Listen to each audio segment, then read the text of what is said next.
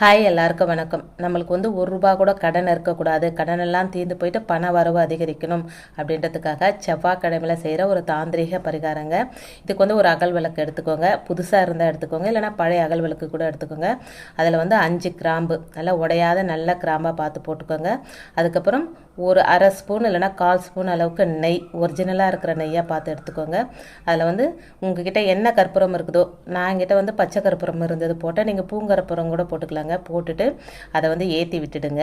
இது எங்கேயாவது செய்யலாங்க, பூஜை ரூமில் செய்யலாம், ஹாலில் செய்யலாம், எங்கே உங்களுக்கு கம்ஃபர்ட்டான இடம் இருக்கோ அங்கே செஞ்சுட்டு இந்த தீப ஒளியே நீங்கள் பார்க்கணுங்க. இது எரிஞ்சு ஃபுல்லாக முடிகிற வரைக்கும் கடன் பிரச்சனையெல்லாம் தீரணும், பண வரவு அதிகரிக்கணும், பணம் குவியணும், பணம் சேரணும் அப்படின்னு மனசார பிரார்த்தனை பண்ணிக்கோங்க. இது கிட்டத்தட்ட ஒரு 5 to 10 நிமிஷம் எரியுங்க. அது வரைக்கும் உட்காந்துட்டு உங்கள் ப்ரேயரை மட்டும் பண்ணுங்கள், வேறு எதுவும் செய்யணுன்ற அவசியம் கிடையாதுங்க. இது நல்லா ஃபுல்லாக எரிஞ்சு முடிஞ்சிட்ட பிற்பாடு இதை கொண்டு போயிட்டு